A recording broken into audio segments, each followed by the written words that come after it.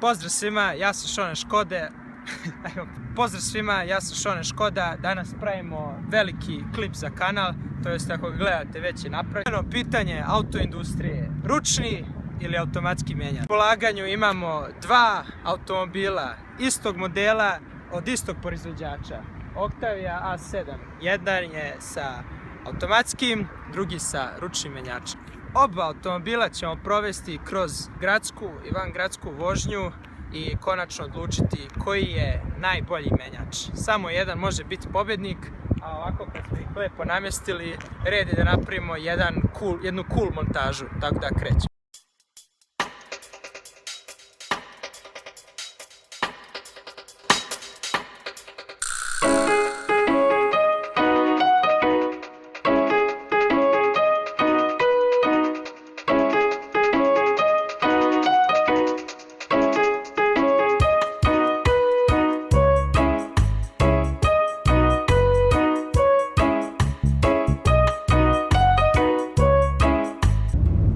Krećemo klip iz gradske vožnje u Manuelcu.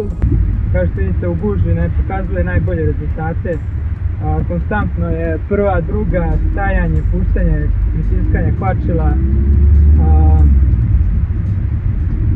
Možete porediti klip koji će uskoro slijediti sa automatikom u gradskoj vožnji.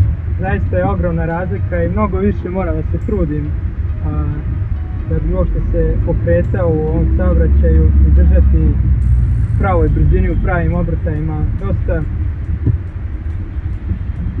evo vidite, stajanje, kvačilo, prva.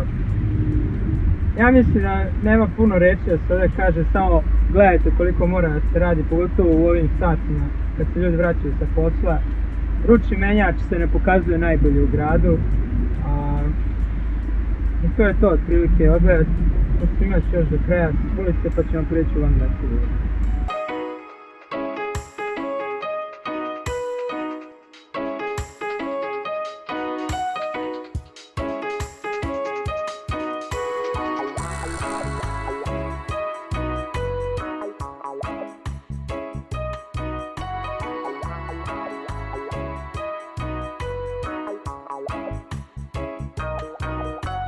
Evo, završili smo krug Fruške gore, stvarno uživao sam u ovoj vožnji.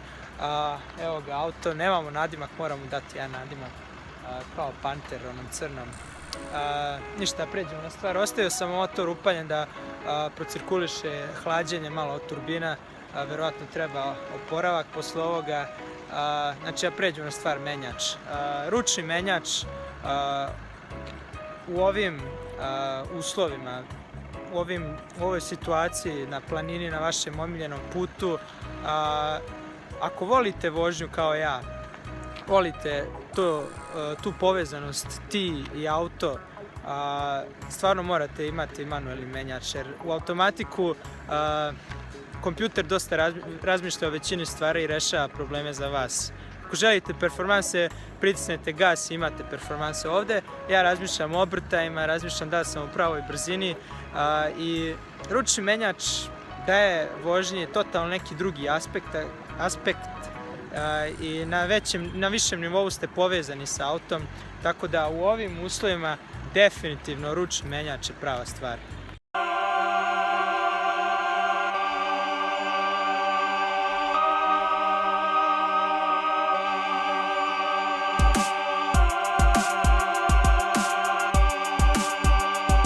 Znači, prelazeći na Pantera, prvo imamo klip gradske vožnje koji će krenuti sa... Znači, ja sa automatikom samo radim gas, kočnicu i ništa drugo ne razmišljam. Ceo moj fokus jeste na saobraćaju. To dosta olakšava, posebno stvar u gradu, što je kaotično. Evo, ovaj auto se uključi, ovaj ide pravo, ovaj levo. Znači, u gradu stvarno morate punu pažnju posvetiti saobraćaju i mnogo je lakše kada ne morate još plus to da razmišljate o menjanju brzine, o obrtajima i o takvim stvarima. Zaista u automatiku vožnja je opuštena, u gradu i u velikim gužve je i bezbednija. Evo, na primjer, ovdje znamo saobraćaj, ne zove se desi. prosto kompjuter rešava sve moje probleme. Menja brzine, spušta i kada kočim, povećava i kada ubrzavam. Milina, odvozit ću još malo do kraja ulice, a prosto vidite, ja samo na gasu, prosto ne moram ni na gasu biti, samo pustim kočnicu i on je u pokretu. Ništa lakše, a slažem se da sa ručnim menjačom možete se ušteliti, da vam to postane priroda, da šaltate i sve to, ali koliko god ste dobar vozač ne možete šaltati bolje od automatika, to 100% sam siguran na to.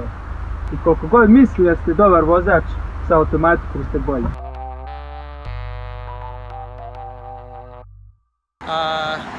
Sad kad se to završilo, prelazimo na Frušku Goru. Idemo.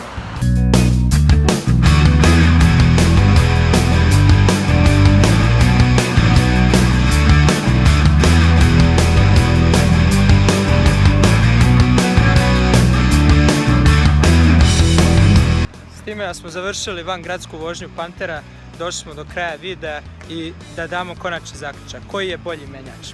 Da krenemo od manuelnog.